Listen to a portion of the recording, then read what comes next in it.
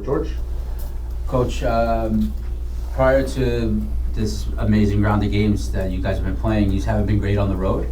How are you avoiding trying to be the trap game this week, going into a New England team that hasn't been playing great, and given our past with big games on the road?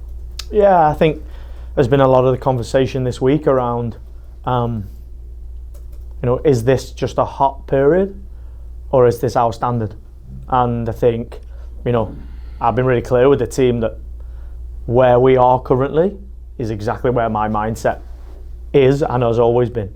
I want to say to the team, well done, and we performed well, and it was a great week.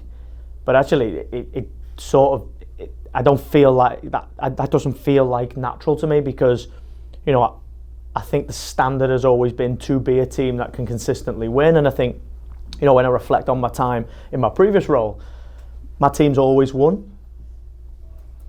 So we were always in a position where we could put runs together and we can consistently win. I took the team in 2022, and although we had a sort of bump, we got to where I believe my expectation is. And then the same last year, post-Leagues Cup, we managed to put a form together that would have been a really solid league position. Same now.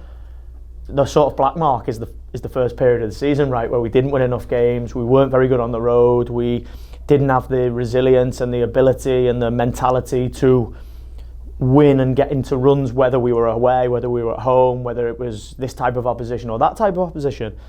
For me, this is a mentality. It is what you're willing to accept wherever you go. Now, the nature of MLS is it's incredibly difficult, right? Going on the road is tough, and there are a lot of external factors other than performance, which is travel, time zone, and all those things. But ultimately, to be a winning team and to be a successful team, you have to find solutions for all those things. And, complacency and taking an opposition lightly and judging the game based on league position is not a trait of a winning team. Having a standard and an expectation wherever you go, whoever you play, is a trait of a winning team. And we've been really clear with the team that, yeah, we are in a great place, and our results, we should be proud of our results. We've not achieved anything. We've just put ourselves in a position where potentially we can achieve something. So we've got to continue to work. We've got to continue to find the areas where we need to be better. We've got to embrace what's been good and continue to do that. But it's normal work for us. It's on the road. It's a difficult game, and we've got to take New England seriously and respect that they're a good team. Anthony? Coach, Jovan played well in the minutes that he had against New York Red Bulls. You've got then Mounsef coming on, scoring the game winner. Then you've got Alonso Martinez, who you talked about before, who is now somewhat of a converted nine, who's also scored goals. It's a good problem to have, but how difficult is it to now, looking forward, select who deserves to be a starter when everyone is doing so well? Yeah, there's two parts to that. It is incredibly difficult. Firstly, the nature of MLS is stylistically all the teams are different. I just said that on the road there are a lot of external factors that have to go into play when you're planning and preparing a team to go and play well. So the staff do a really good job. We have to continue to work hard as a staff in scouting the opposition, in preparing our team, in monitoring where our team is, because we have to pick those guys that are ready to play. The other side of it is it's incredibly difficult because the team is playing well. Everybody is training incredibly well. It's the hardest part of my job is picking a team, right? Because everyone deserves to play. Julian Fernandez is training incredibly well. Andres Jason is pushing really hard. Justin Hack is not in the squad, but is training like a player that should be playing every game in MLS. So it's the hardest part of my job is picking a team.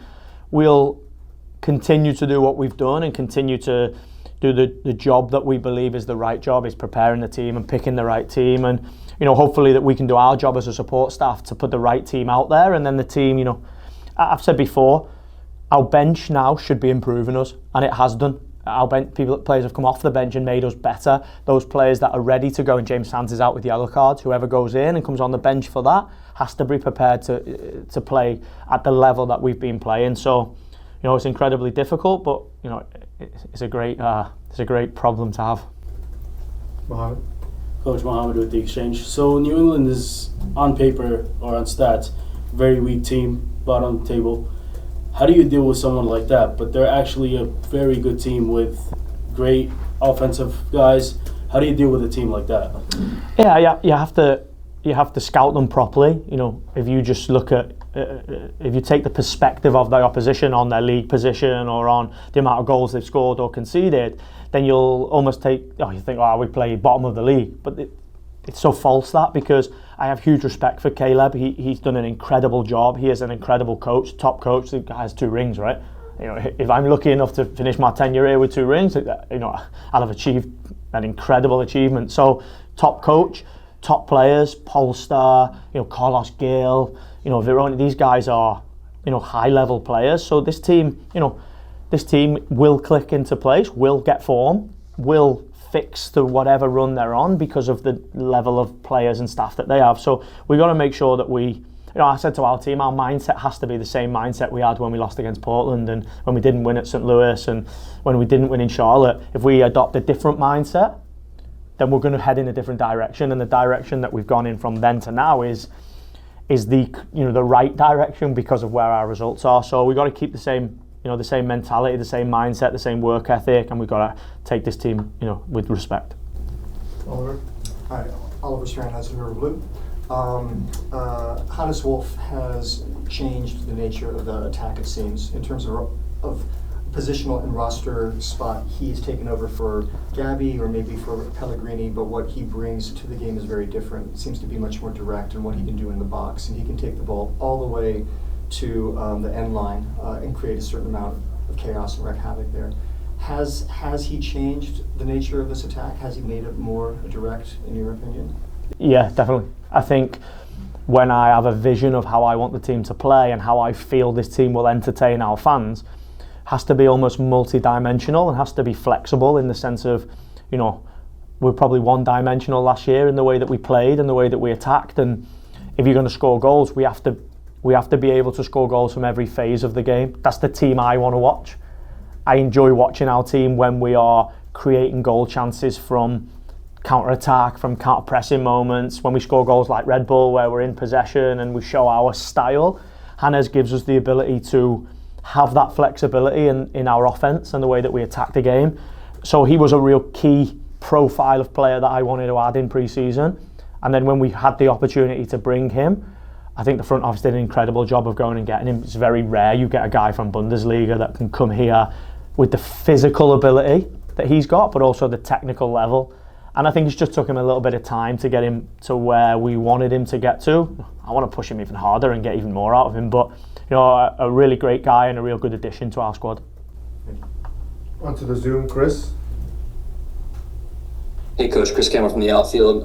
The last few games, you know, when protecting a lead, you've moved Andres Pereira to really a more advanced midfield position than he's used to playing, whether it be bringing someone else in the midfield or bringing him on as a sub. Just curious as to what you saw in order to kind of start making that tactical change, and then what are some of the instructions that you're providing to him in order to pull that off? 2 different reasons, really. I think in Philadelphia, the direct nature of the game, the way that they were just kicking it and trying to pick up second balls and set play, I think we needed another physical element to our game. I think Andres Pereira is incredible at winning the ball back. He's really good at going and getting about the pitch and putting pressure on people. You know, I think he's great with the ball, but I think his super strength is just how dynamic and how physical he is. So in Philly, we put him in there because I knew that it would give us a little bit of stability, a little bit more physical presence, and a little bit more, you know, I think we were a little bit deep and a little bit low for my liking in the Philly game going to the end of the game, and his pressing nature pushed us up the field. In the Red Bull game, Santi put so much in over those 3 games that physically he was just finished. He was so tired in the game, and you know, Pereira gave us that.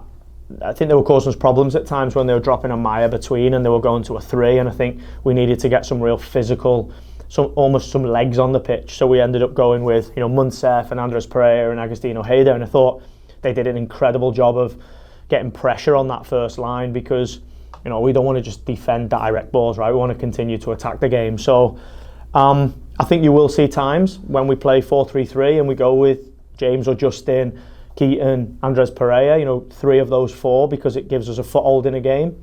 But I just think that, I've said before, the nature of the roster build now gives us that flexibility. I'm really pleased with that. Michael?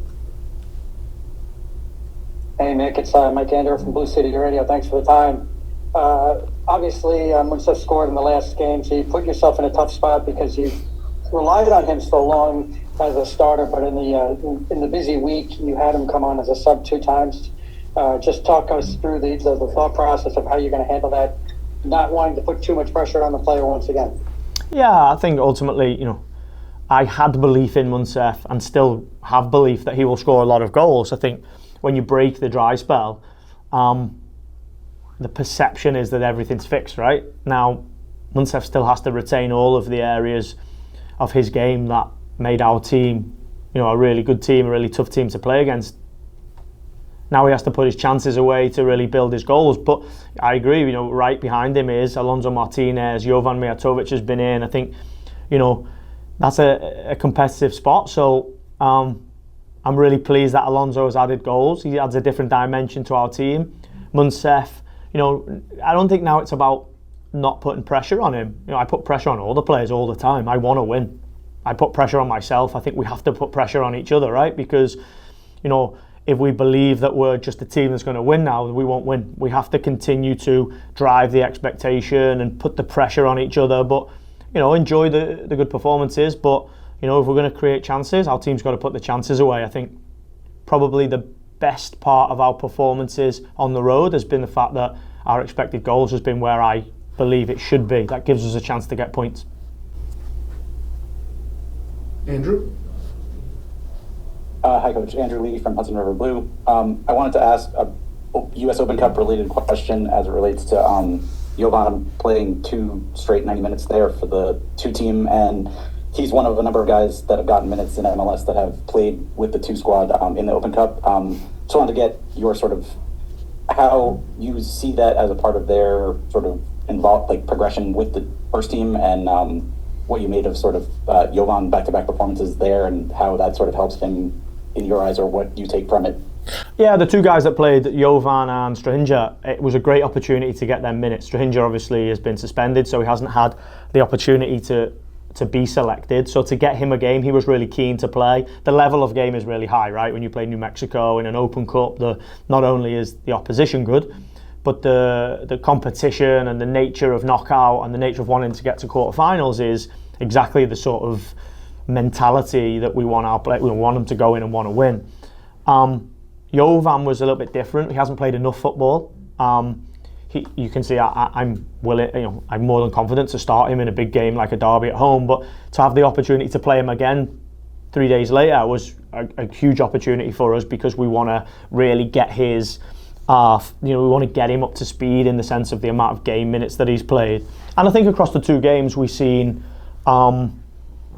1, the different profile that he is, 2, maybe a Mounsef, so he gives us that real flexibility and that real difference in the way that we can play. I think we saw glimpses. I agree, I think he did really well. I think he has glimpses of how he's going to sort of give us the flexibility in our offence. I actually would have played more guys, because it's a great game and a great opportunity, but the rules are that you have to only have played a certain amount of minutes in the first team to be eligible for Open Cup. Otherwise, I probably would have put more guys in, because, like I say, a big game and a great opportunity to get minutes with our younger players that we're trying to develop to get in our team as well. So just a really good opportunity used.